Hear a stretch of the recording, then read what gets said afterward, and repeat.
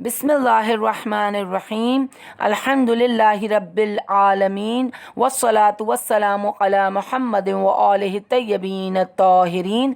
अस्सलामु अलैकुम व रहमतुल्लाहि व बरकातुहू। इखलाक के उन्वान से ये हमारी दूसरी गुफ्तगू है। अरबी ग्रामर के हिसाब से लफ्ज़ इखलाक अफ़आल के वज़न पर है, जो कि खुल्क की जमा है।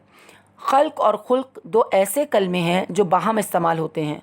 मसलन कहा जाता है कि फ़लाँ शख्स खल्क व खुल्क के लिहाज से अच्छा है, यानी उसका ज़ाहिर और बातिन दोनों अच्छे हैं। खल्क से मुराद ज़ाहिरी सूरत, ज़ाहिरी खुसूसियात हैं, ज़ाहिरी क्वालिटीज़ हैं, और खुल्क से मुराद बातनी सूरत, नफ्स की खुसूसियात हैं, नफ्स की क्वालिटीज़ हैं। खुल्क एक नफसानी मलका है, यानी कुदरत, एक ऐसी नफसानी कैफियत जिसकी वजह से कुछ ख़ास उमूर बग़ैर किसी गौर व फिक्र के इंसान से सादिर होते हैं। यानी ये कैफियत इंसान के अंदर रासिख होती है और उससे बड़ी आसानी और हर किस्म की बेतकल्लुफ़ी से अफ़आल सादिर होते हैं, जिनके सदूर के लिए उसको किसी किस्म की सोचो बचार और गौर व फिक्र की ज़रूरत नहीं होती। यानी उसको इतनी एक्सपर्टीज़ हासिल होती हैं कि वो अच्छी, काबिल तारीफ़ और लायक सताइश अफ़आल व खुसूसियात को ज़ाहिर करता है। अज़ीज़ान, इस कैफियत का नाम हुस्न इखलाक है। दूसरी तरफ अगर इंसान से काबिल नफ़रत और कभी फ़ेल सरज़द हो तो इस कैफियत को बदखुल्की कहते हैं। बिहारुल अनवार में रिवायत है, अल्लाहुम्मा हस्सिन ख़ुल्क़ी कमा हसनता ख़ल्क़ी। रसूल ने फरमाया, बारे इलाहा हसन ख़ुल्क़ी, मेरे अंदर की खुसूसियात को अच्छा बना दे। हसनता ख़ल्क़ी, जिस तरह तूने मेरे ज़ाहिर को खूबसूरत बनाया, यानी जिस तरह से ज़ाहिर खूबसूरत बनाया, परवरदिगार तू मेरे इखलाक को भी अच्छा बना दे। हमें खुदा से दुआ करनी चाहिए कि बारे इलाहा हमें बेहतरीन इखलाक अता फरमा। इखलाक खुदा की अजीम नेमतों में से एक नेमत है। जैसा कि मौला कायनात इरशाद फरमाते हैं, नरम और अच्छे इखलाक दो नेमतों में से एक नेमत है, और मोमिन के तो सहीफ़े का, नामे अमल का सरनामा यानी हेडिंग उसके अच्छे इखलाक हैं।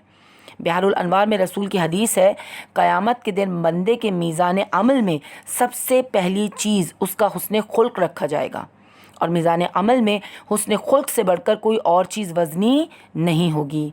बहुत सारी अहादीस हैं।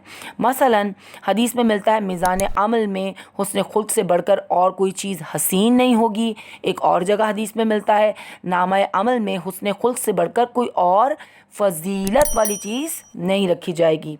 हमारी तवज्जुहात हुस्न खुल्क के हुसूल की तरफ मामूलन नहीं होती। हम इस नुक्ते की तरफ मुतवज्जा नहीं होते। क्यों नहीं होते? इसलिए कि हम इखलाक की अज़मत, कद्र व कीमत, वैल्यू से नाआशना हैं। हुस्न खुल्क की अज़मत की मारिफत नहीं रखते।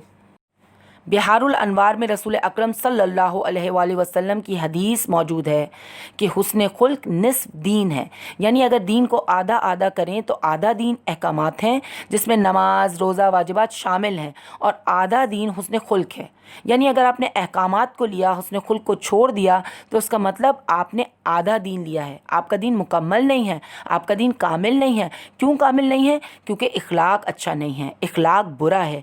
और बुरे इखलाक के हवाले से रसूल अकरम ने इरशाद फरमाया, बुरा इखलाक अमल को यूँ ख़राब कर देता है, यूँ फासिद कर देता है, जिस तरह से सिरका शहद को फासिद करता है।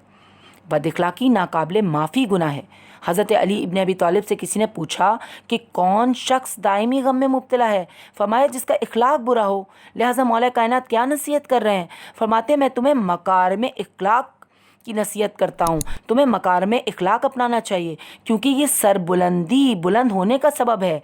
पस्त इखलाक से बचना चाहिए, अवॉइड करना चाहिए, क्योंकि ये शरीफ इंसान को जलील और बुलंद मर्तबे को ख़त्म कर देता है। साद बिन माआस की एग्जाम्पल अर्ज़ करूँ, मशहूर वाक़या है, आप सबके अज़हान आलिया में यकीनन महफूज होगा। छठे मासूम इमाम जाफ़र सादिक अलैहिस्सलाम से रिवायत है कि जब रसूल खुदा को साद बिन माआस की मौत की इत्तला मिली तो आप असहाब की एक जमात के हमरा उनके घर गए। आपने उन्हें गुस्ल देने का हुक्म दिया। जब जनाजा उठा तो रसूल खुदा पा बरहना अबा के बग़ैर जनाजे के साथ रवाना हुए। आप सल्लल्लाहु अलैहि वसल्लम साद की चरपाई को कभी दाएं तरफ से, कभी बाएं तरफ से कांधा दे रहे थे। سعد کو دفن کرنے سے پہلے آپ صلی اللہ علیہ وآلہ وسلم خود سعد کی لحد میں داخل ہوئے، اپنے ہاتھوں سے قبر کو بند کیا اور بند کرنے کے بعد ارشاد فرمایا، مجھے علم ہے کہ یہ اینٹیں بوسیدہ ہو جائیں گی، لیکن اللہ یہ چاہتا ہے کہ بندہ جب کوئی کام کرے تو اسے صحیح طریقے سے، احسن طریقے سے، اچھے طریقے سے انجام دے۔ سعد کی ماں بیٹے کے جنازے کے ساتھ قبرستان میں موجود تھیں، ان تمام مناظر کو دیکھ رہی تھیں، لہٰذا سعد کی قبر کے کنارے کھڑے ہو کر ماں نے ایک جملہ کہا، اے سعد تمہیں جنت مبارک ہو۔ رسول اکرم نے ارشاد فرمایا، اے سعد کی ماں اس یقین سے خبر نہ دو سعد کو فشار قبر ہوا ہے۔ جب رسول قبرستان سے واپس آئے تو اصحاب نے رسول سے سوال کیا، یا رسول اللہ، آپ نے سعد کے جنازے پر وہ کچھ کیا جو اس سے پہلے کسی کے جنازے پر نہیں کیا تھا۔ آپ نے ردا تک نہیں پہنی، پا برہنہ جنازے میں شرکت کی، کبھی جنازے کو دائیں کبھی بائیں طرف سے کندھا دیا۔ رسول نے فرمایا، میں کیسے جوتا پہنتا جبکہ میں دیکھ رہا تھا فرشتے پا برہنہ جنازے کی مشائیت کر رہے تھے۔ اصحاب نے پوچھا، یا رسول اللہ، آپ نے خود نماز جنازہ پڑھی، لحد میں اتارا، ان سب کے باوجود آپ نے فرمایا سعد کو فشار قبر ہو رہا ہے۔ میں آپ کی خدمت میں عرض کروں کہ سعد بن معاذ مدینے کے ایک قبیلے کے سردار تھے، سخت وقتوں میں رسول اکرم کا ساتھ دیا، اپنے قبیلے کے ہمراہ رسول کی حمایت کرتے رہے، رسول کا دفاع کرتے رہے، رسول ان کو اپنا وفادار کہتے تھے، ان کا مقام، ان کا مرتبہ بہت بلند ہے۔ اصحاب کے سوال کے جواب میں رسول نے کیا ارشاد فرمایا، سعد اسلام کا جانباز سپاہی تھا مگر اپنے اہل خانہ سے بد اخلاقی سے پیش آتا تھا، اسی لیے اسے فشار قبر ہوا ہے۔ ہم جانتے ہیں خدا بندوں کی حقوق سے درگزر نہیں کرے گا، بندوں کے حقوق معاف نہیں کرے گا جب تک کہ بندہ صاحب حق معاف نہ کر دے، ہم کتنا ہی نیک کام کر لیں۔ سعد بن معاذ سے آگے تو نہیں بڑھ سکتے نا، انہوں نے جہاد کیا، خدا کے دین کی مدد کی، رسول کی حمایت کی، تب بھی فشار قبر ہوا۔ تو عزیزان، ہمیں کتنا الرٹ رہنا چاہیے، کتنا محتاط رہنا چاہیے۔ اگر خدا نہ خواستہ ہم اپنے اخلاق، کردار و عمل کی اصلاح نہ کر پائے تو یاد رکھیے اس دنیا کا قانون کچھ اور ہے۔ اس دنیا میں ہم ذرہ برابر نیکی اور ذرہ برابر برائی کو مجسم دیکھیں گے۔ خدا ہم سب کو اعمال صالح انجام دینے کی توفیق عنایت فرمائے اور اعمال صالح کے ذریعے سے اپنے وقت کے امام سے ملحق کر دے۔ والسلام علیکم ورحمۃ اللہ وبرکاتہ۔